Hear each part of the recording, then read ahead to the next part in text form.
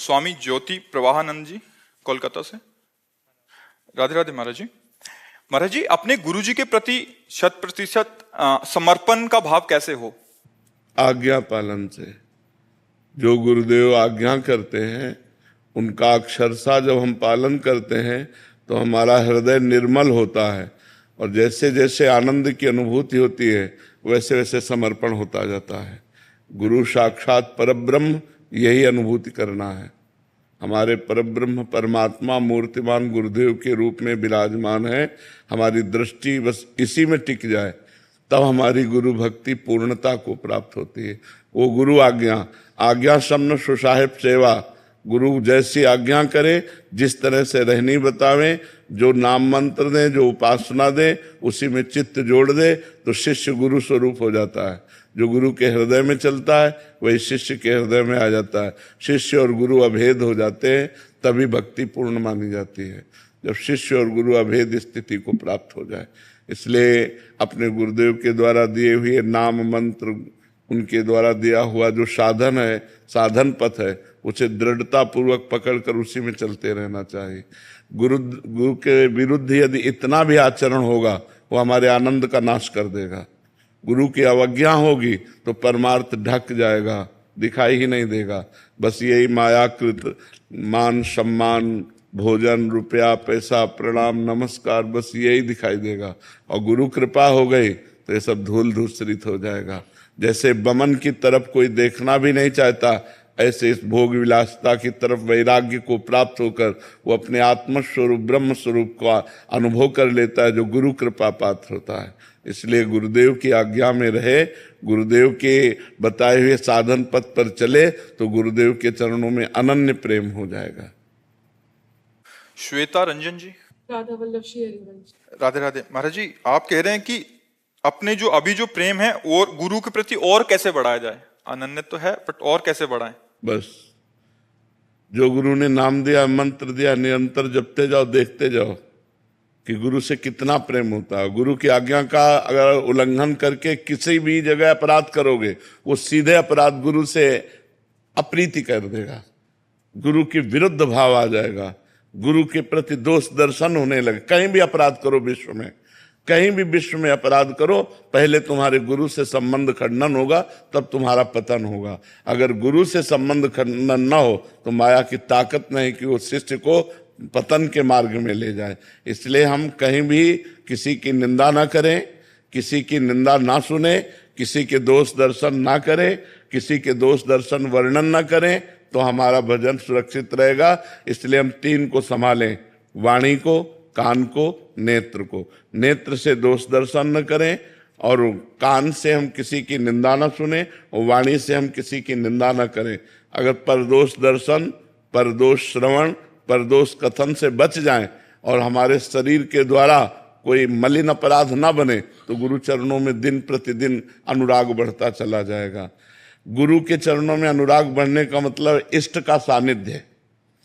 गुरु प्रसन्न साहब अनुकूला, मिटी सकल कल्पित भय। कल्पनात्मक जो जड़ चेतन की ग्रंथि का भाव था वो नष्ट हो गया, अपने स्वरूप में स्थित हो गया, या भगवान के प्रेम में मतवाला हो गया। तो पर निंदा, श्रवण, कथन, इससे बचे, और परदोष दर्शन से बचे, और खूब डट के नाम जप करे, और कहीं कोई शरीर से अपवित्र आचरण न होने पावे। नहीं, बहुत बुरा फंसता है साधक, फिर हृदय जलता है, इंद्रियों की विलासता में फंस करके वो अपना नाश कर लेता है। अब चढ़ने की हिम्मत नहीं रह गई, और इंद्रियों की विलासिता उसे ऐसा कमजोर कर देती है कि जिस भोग में वो सुख चाहता था अब वही जलाता है उसे, पर उसे छोड़ नहीं सकता।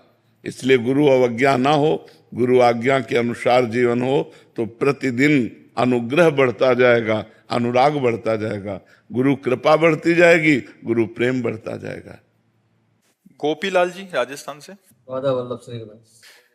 महाराज जी, आपका भी गुरु से संबंधित ही प्रश्न है कि गुरु की सेवा महाराज जी पूर्व के भजन से मिलती है या कृपा से, या उससे कैसा? नहीं, कृपा से मिलती है। इसमें अपना साधन पक्ष तो नहीं होता।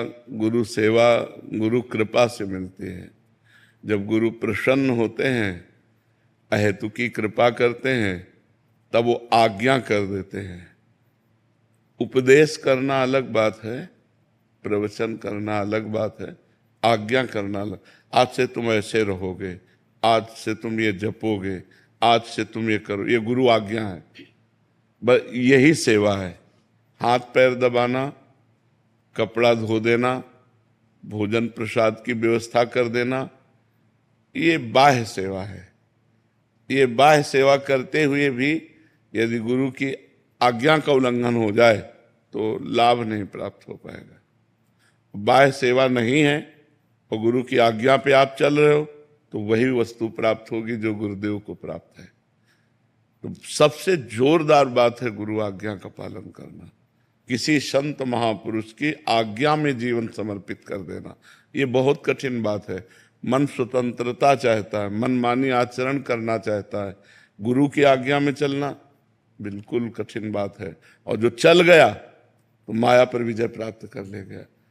जे गुरु चरण रेणु अनुरागी, ते लोकहु बेदहु बड़ भागी। जे गुरु चरण रेणु सिर रही, ते जन सकल विभव बस करही। बन्नो गुरुपद पदुम परागा, सुरित सुबास सरस अनुरागा।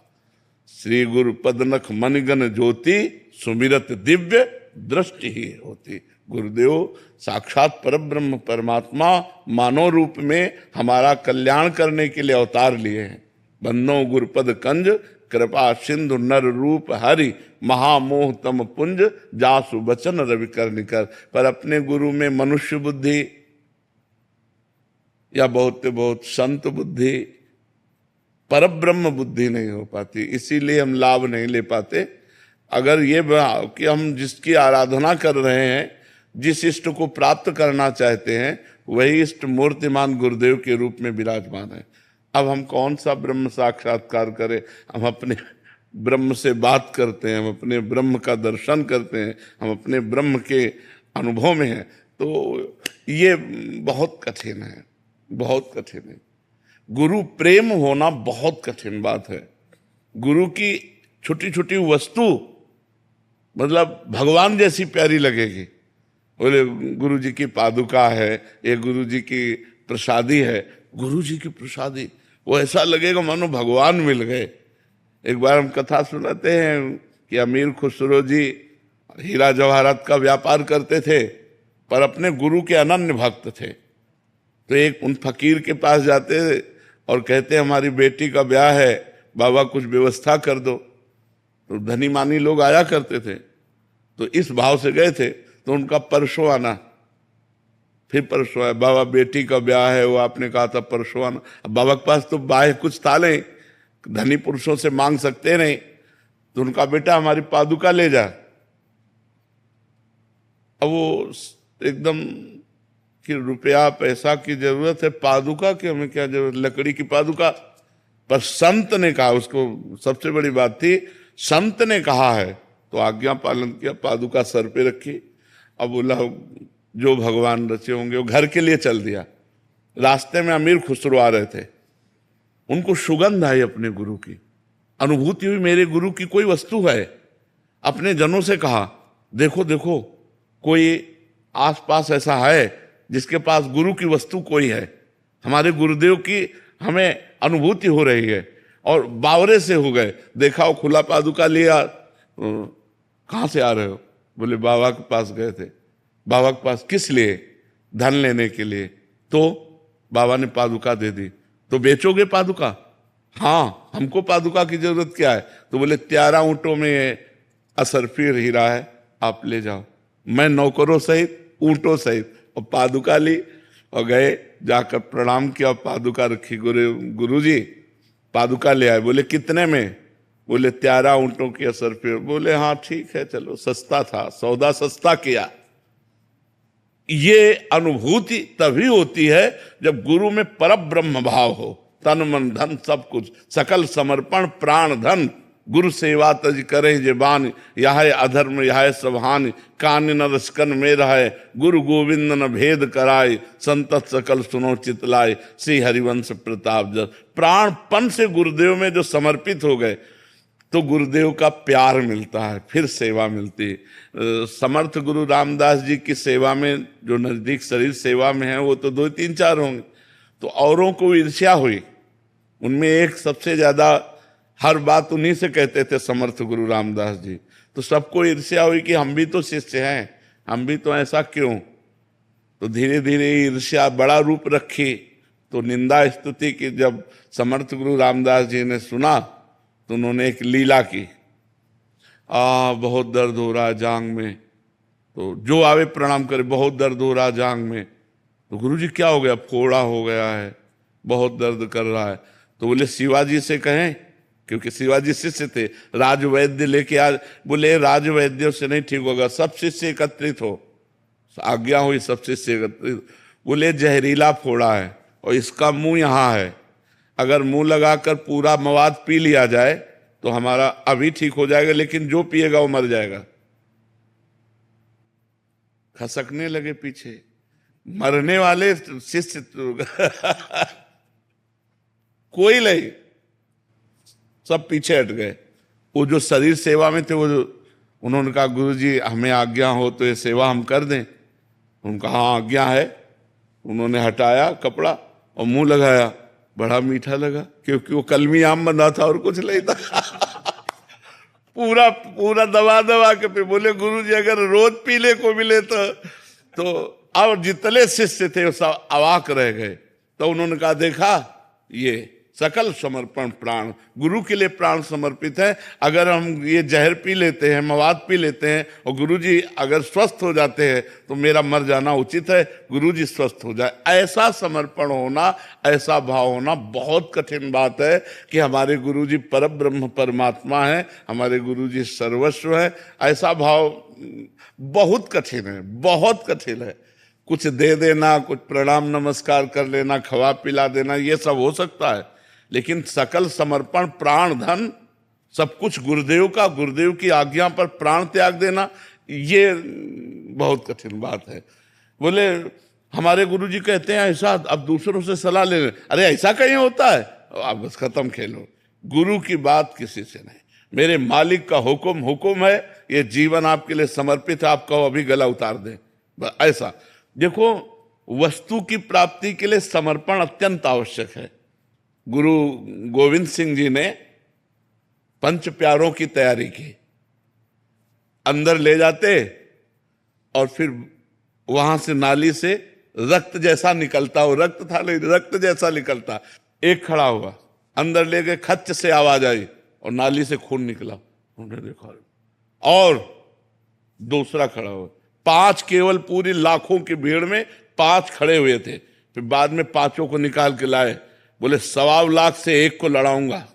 ये जो प्राण समर्पित किए हुए हैं, ये 1.25 लाख को प्राप्त कर सकते हैं। ऐसे महावीर जिन्होंने प्राणों को गुरु के लिए समर्पित कर दिया, वही विजय दिला सकते हैं। तो ऐसा प्रवचन कर लेना, प्रवचन सुन लेना, गुरु मान लेना, ये सब सरल बातें, लेकिन गुरु की मान लेना ये कठिन बात है।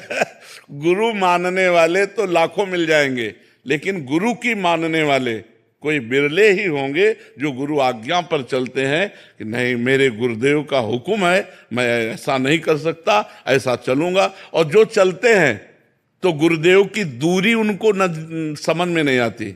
गुरुदेव हर समय नजदीक नजर आते हैं, ये हम आपको बता रहे हैं।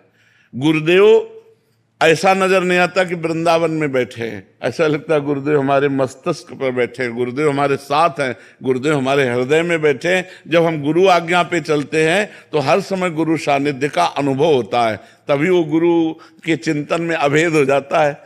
जैसे भृंगी नाम का कीड़ा दूसरे जाति के कीड़े को अपने घरौंदे में लाकर भन करके उसे अपना चिंतन कराता है, तो बिना शरीर छोड़े वो भृंगी हो जाता है। ऐसे शिष्य गुरुदेव स्वरूप हो जाता है, वो गुरु स्वरूप हो जाता है। जो गुरु के हृदय में चलता है वही शिष्य के हृदय में, जो गुरु का स्वभाव वही शिष्य में उतर जाता है। प्रभाव स्वभाव दोनों, पर है कठिन बात। गुरु को परब्रह्म मानना, ये सच्ची बात आपसे कहते हैं, बहुत कठिन बात है, क्योंकि वो मनुष्य रूप में है।